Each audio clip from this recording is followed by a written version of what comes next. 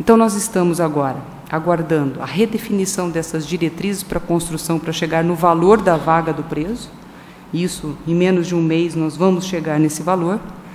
A partir daí, então, o Ministério da Justiça vai dizer quanto ele libera de recursos para as construções, inclusive para resolver o nosso sistema penitenciário aqui do Paraná.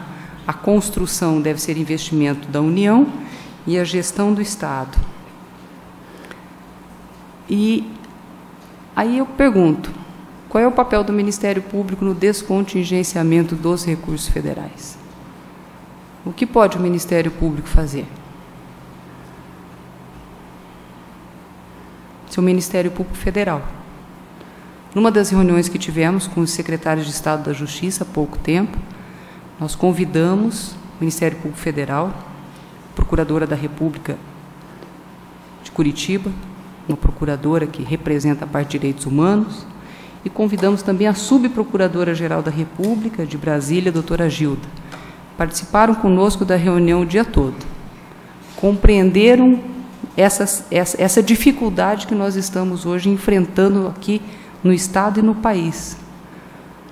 E, a partir daí, o Ministério Público Federal começou a requisitar as informações do saldo da conta, tem 900 milhões, quanto tem sido gasto nos últimos anos, quanto tem sido investido num Estado ou no outro, qual é o critério de distribuição de recursos e como trabalhar o descontingenciamento desses recursos.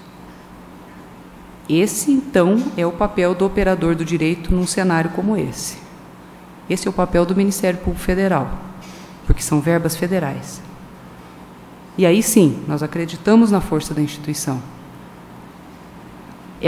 Na verdade, nós estamos trabalhando uma união de esforços em vários sentidos. O que pode ser feito pelo MP, o que pode ser feito pelo Ministério da Justiça, o que pode ser feito pelos secretários de Estado da Justiça para reformulação das diretrizes e o que pode ser feito pelo Conselho Nacional de Política Criminal e Penitenciária.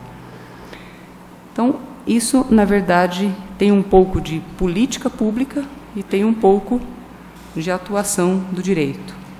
E é nessa simbiose do direito com a política pública que nós vamos encontrar o momento de efetivação dos direitos humanos.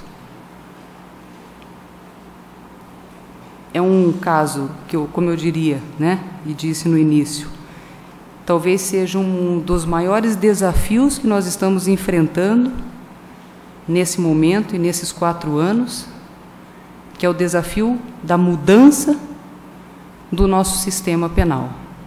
Mas se conseguirmos, e eu aí tenho confiado muito na contribuição das universidades, no papel da extensão universitária do nosso trabalho conjunto, coletivo, inclusive com a Secretaria de Ciência da Ciência e Tecnologia, com as universidades estaduais, com as universidades particulares, que também têm contribuído com o modelo de gestão, têm ido até as penitenciárias, têm conhecido o modelo, têm feito proposta de alteração da gestão do modelo. Os diretores de presídios, que até então tinham indicação política e às vezes não tinham nenhum contato com o sistema penitenciário, hoje são escolhidos através de teste seletivo, de conhecimento jurídico, conhecimento de gestão e uma proposta para aquela unidade, e a partir daí eles são selecionados, e foram selecionados. Já fizemos 2 testes seletivos e aí então nomeados pelo governador. E agora vamos trabalhar com indicadores de resultados, avaliando se aquele projeto que eles fizeram para a unidade eles vão conseguir cumprir ou não. E criando também um colégio de diretores de estabelecimentos penais que irá se reunir com o coordenador do DEPEN a cada 2 meses. Instituímos no nosso sistema a figura do corregedor, que até então não havia, o corregedor do sistema penal. Por que um corregedor do sistema penal? Porque a semana passada nós, infelizmente, tivemos que afastar 2 agentes penitenciários. Um deles porque foi flagrado levando 100 gramas de maconha para o presídio onde ele atuava. E o outro porque estava levando um telefone celular para dentro da unidade. Ainda bem, e felizmente, que os agentes penitenciários do Estado eles têm tido uma formação muito positiva. essas exceções realmente são bem exceções à regra, mas nós temos que corrigir as exceções para não contaminar os quase 4.000 servidores que aí estão no sistema. Ainda hoje, conversava com o secretário de Estado da Administração quanto à necessidade de abrir um novo teste seletivo para agentes penitenciários. Precisamos de, pelo menos, a contratação de mais de 1.000 agentes. Já se está falando também na necessidade da contratação de mais policiais militares, policiais civis, delegados de polícia, procuradores do Estado, enfim. Os concursos públicos precisam ser abertos, as oportunidades precisam ser abertas. O Estado precisa se movimentar. Eu acho fundamental que nós possamos enxergar tudo isso como um novo modelo de gestão pública. O conhecimento do direito administrativo ele tem que ser aplicado para um modelo prático de gestão pública. Nós temos que entender a gestão pública não como algo muito distante do direito, mas como algo muito próximo do nosso cotidiano e do nosso dia a dia.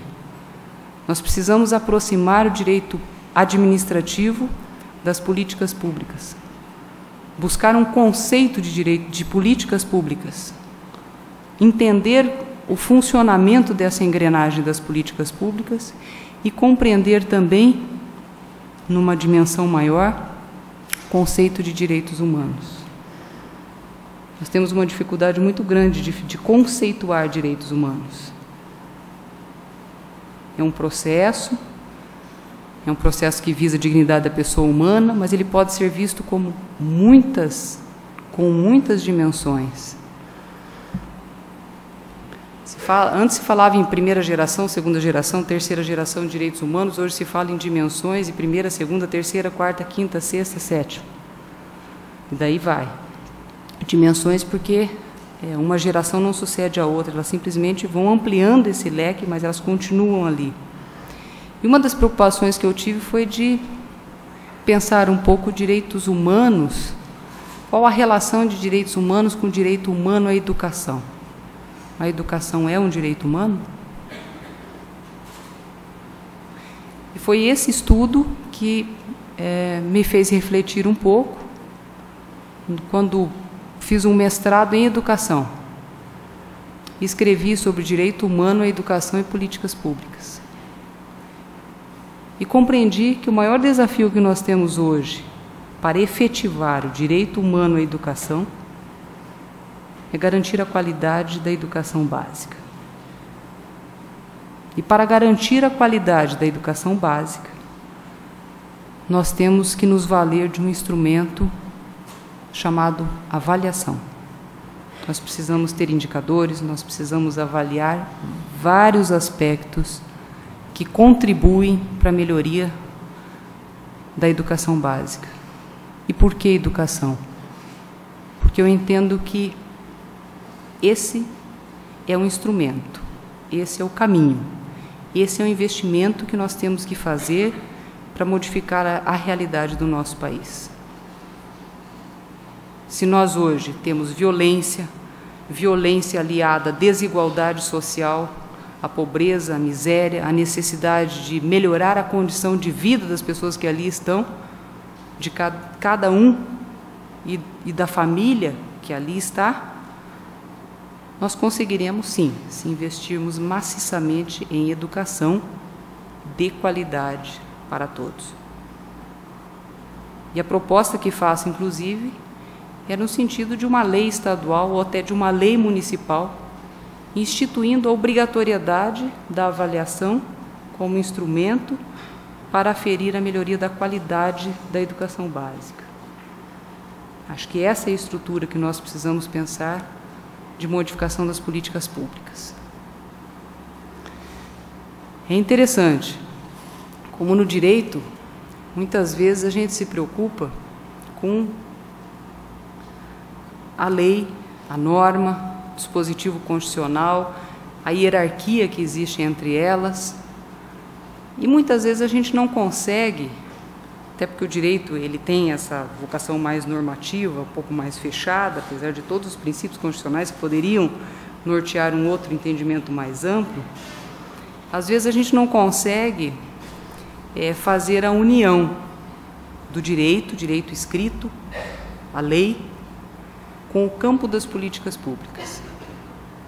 Que é entrar no campo da administração pública, saber como funciona a administração pública, como funciona a elaboração do orçamento, do plano plurianual, o que são programas, de que forma esses programas, e ali onde está escrito programa, a palavra-chave diz aqui tem recurso, aqui tem verba, como é que esses programas se relacionam com as secretarias de Estado ou com os ministérios, e se você abrir o PPA, você consegue fazer essa relação.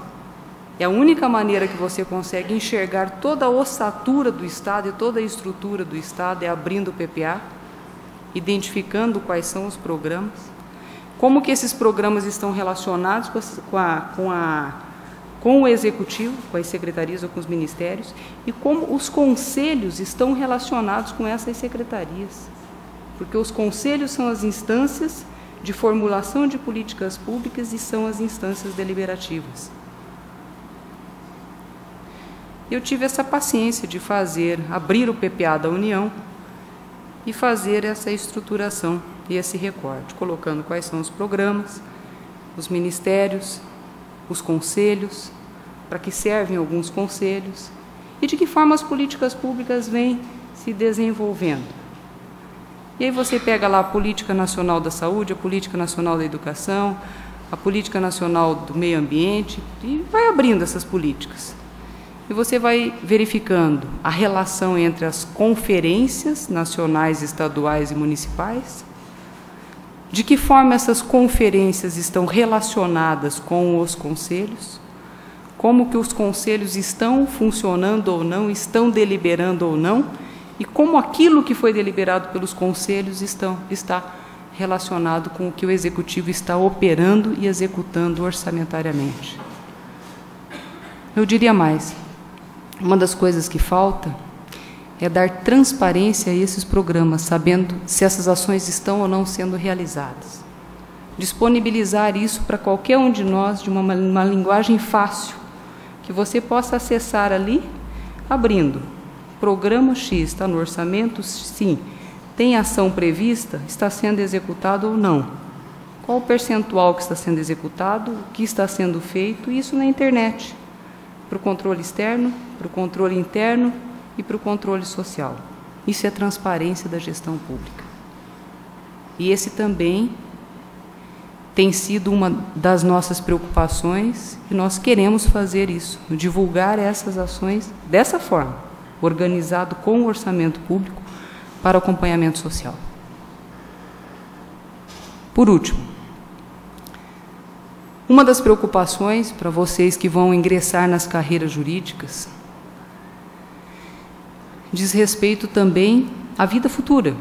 E muitos promotores nos perguntam, quem entrou depois de 2003 tem direito à aposentadoria integral, tem direito à integralidade, paridade? Como é que fica a nossa situação?